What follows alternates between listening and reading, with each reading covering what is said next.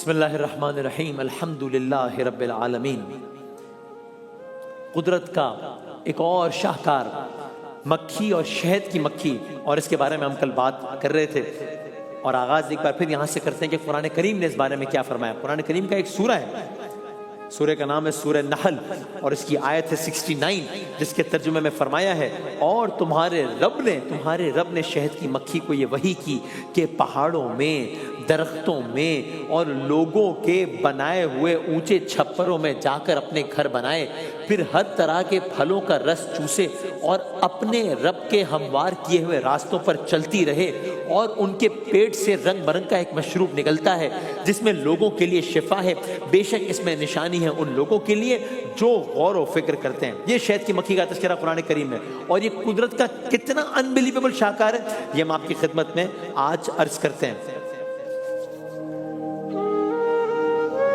یہ جو اس کا گھر ہے، شہد کی مکھی کا گھر ہے، جس کو ہم چھتا کہتے ہیں، چھتا، یہ بھی حادثہ نہیں ہے، منصوبہ ہے، یہ بھی منظر نہیں ہے، نظام ہے، یہ بھی کوئی بے ترتیب گھر نہیں ہے، بلکہ انتظام کا شاہکار ہے۔ یہ بھی اپنے اندر پوری ایک بستی ہے، پوری ایک دنیا ہے، جہاں پر ہر مکھی کا اپنا ایک کام مقرر ہے۔ یہ ایک سیٹ ہے، تو یہاں سب کو پتا ہے کہ کب کس نے کیا، کیوں، کیسے، کس طرح، کتنے بجے کرنا ہے۔ یہاں بھی پورا ایک سسٹم چل رہا ہے، پوری ایک دنیا ہے جہاں لٹرلی ہر مکھی کا اپنا ایک کام ہے۔ ایک چھوٹی سی ویڈیو دیکھیں، میرا ہم آگے بڑھتے ہیں۔ The honeybee is one of the most collaborative insects in the world. Each hive is comprised of thousands of bees working together in order to build and sub sustain مل the کے کام کر رہے ہیں۔ colony. Within the colony, each bee has a specific role to play. Each bee knows what to do because their hormones activate the part of their genetic makeup that tells them what jobs they have to tackle and when they have to tackle them. They go through 4 phases of jobs before dying. In phase 1, تو یعنی ان کو genetically معلوم ہوتا ہے کہ کس مکھی نے کیا کرنا ہے۔ ان شارٹ کرتے ہیں، ایک طرف کچھ مکھیاں نئی آنے والی جو مکھیاں ہیں ان کے لائے ہوئے رس کو وصول کرتی ہیں، کوئی تو ہے نا جو چلا رہا ہے سارا نظام، تو ایک مکھیاں جو نئی مکھیاں رس لاتی ہیں اس کو وصول کرتی ہیں، ریسیو کرتی ہیں۔ کچھ اور جو مکھیاں ہوتی ہیں وہ چھتے کے اندر پنکھا چل رہی ہوتی ہیں۔ جی ہاں، چھتے کے اندر گرمی اگر بڑھ جائے، بہت گرمی ہو جائے، ٹیمپریچر زیادہ ہو جائے، تو سینکڑوں مکھیاں ہوتی ہیں، اور مکھیاں میں سے ہیں کتنی؟ دنیا میں اگر 8 ارب انسان ہیں تو پتہ نہیں 6 کھرب کے آس پاس مکھیاں ہیں، ایک انسان پہ کتنی ہیں؟ تو بہرحال ایک چھتے کے اندر اگر گرمی بڑھ جائے تو سینکڑوں مکھیاں قطار بنا کر اپنے پروں کو پھڑپھڑاتی ہیں تاکہ ہوا کا گزر ہو اور چھتے کا ٹیمپریچر ذرا نارمل ہو جائے۔ سردی ہو جائے اگر بہت زیادہ تو یہی مکھیاں اب کیا کرتی ہیں؟ گرمی ہوگی تو پر پڑائے گی تاکہ ذرا ٹیمپریچر کم ہو، گرمی کم ہو، سردی ہو۔ اگر بہت سرد موسم ہو پھر کیا کرتی ہیں؟ پھر یہی مکھیاں آپس میں جڑ کر ایک گول دائرہ بنا لیتی ہیں تاکہ گرمی پیدا ہو، سردی سے بچاؤ ہو۔ مکھیوں کی اس بستی میں ایک ملکہ مکھی ہوتی ہے، رانی ہوتی ہے جی، وہ یہ ہزاروں انڈے دیتی ہے، ہزاروں انڈے دیتی ہے ایک وقت میں۔ یہ اس چھتے کی ماں ہوتی ہے، یہ باقی تمام مکھیاں کہہ لیں اس کی بیٹیاں ہوتی ہیں جو ملکہ کے دیے ہوئے انڈوں سے نکلتی ہیں۔ یہ جو میں نے کہا ہزاروں انڈے دیتی ہے، یہ میں نے ایک دن کی بات کی ہے، ایک دن کی۔ ملکہ مکھی روزانہ تقریباً 2000 انڈے دیتی ہے، 1.5 سے 2000 انڈے روزانہ۔ یہ سال میں 2 لاکھ انڈے دیتی ہے۔ ایک مکھی، کھربوں مکھیوں میں سے ایک مکھی ایک سال میں 2 لاکھ انڈے دیتی ہے۔ ایک مکھی اپنی زندگی میں 10 لاکھ انڈے دینے کی صلاحیت رکھتی ہے۔ 1 ملین، 10 لاکھ ایک مکھی ایک سال، ایک زندگی میں۔ سو یہ چھتے میں جو ہمیں بظاہر ایک چھتا نظر آ رہا ہے، لیکن حادثہ نہیں ہے، منصوبہ ہے، یہ منظر نہیں ہے، نظام ہے۔ تمام مکھیاں ذمہ داری نبھاتی ہیں، کچھ انڈوں سے نکلنے والے بچے کی دیکھ بھال کرتی ہیں، کچھ صفائی کرتی ہیں، کچھ خوراک کو ترتیب سے خانوں میں بھر رہی ہوتی ہیں، کچھ دشمن سے حفاظت کے لیے سیکیورٹی گارڈز ہوتی ہیں۔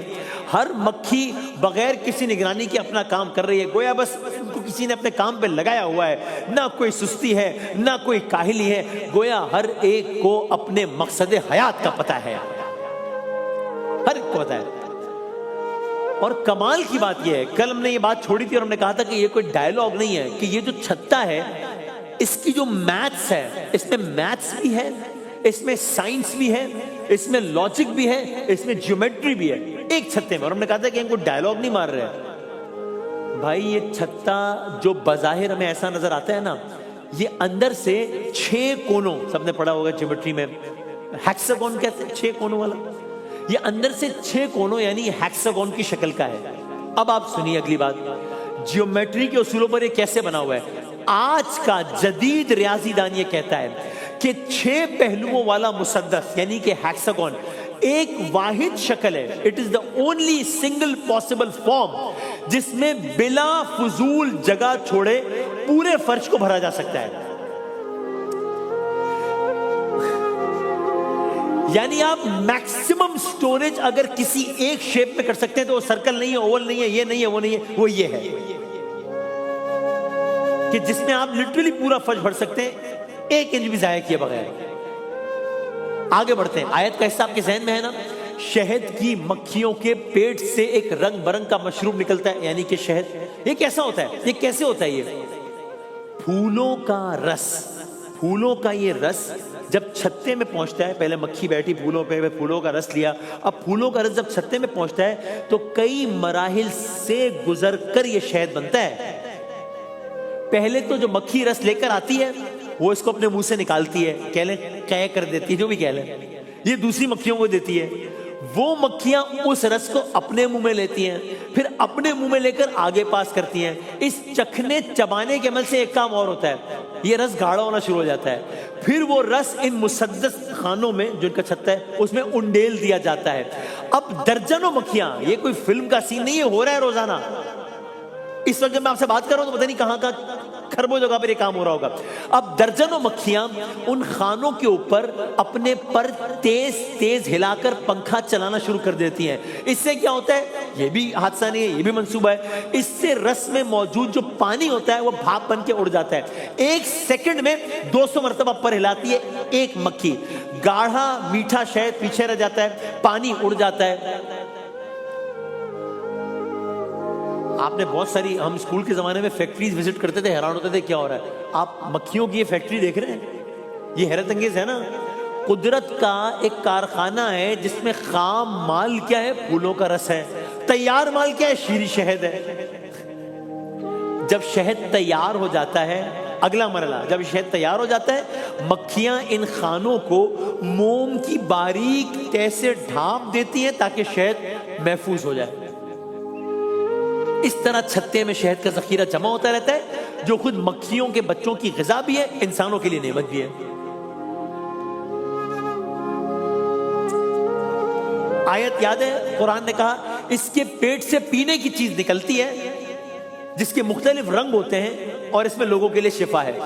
مختلف پھولوں کے رس سے بننے کے سبب کبھی شہد کا رنگ گہرا سنہری ہوتا ہے, کبھی ہلکا زرد ہوتا ہے, کبھی سرخی مائل ہوتا ہے, مگر ہر صورت میں اس میں غذائیت ہے, شفا ہے.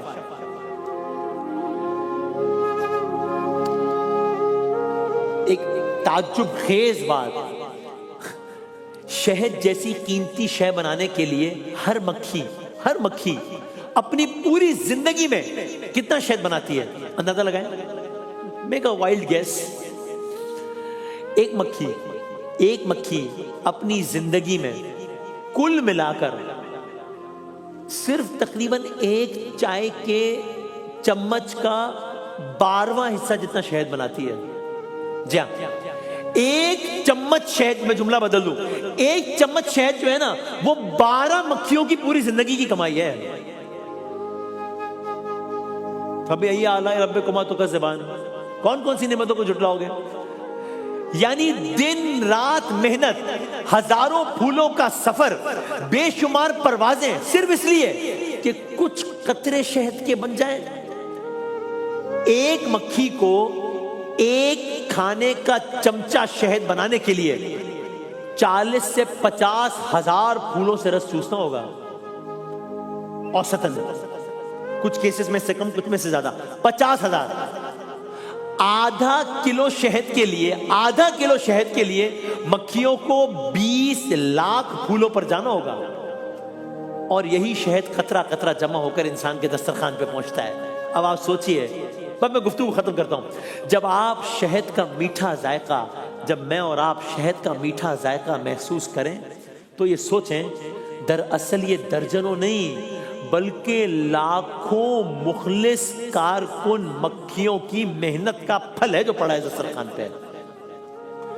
تو یہ احساس دل میں شکر گزاری بھی پیدا کرتا ہے اور یہ سوچ بھی کہ یہ سب کیسے ہو رہا ہے. کوئی تو ہے جو چلا رہا ہے زمان مکان کے نظام سارے. وہی خدا ہے اس کے یہ اہتمام سارے.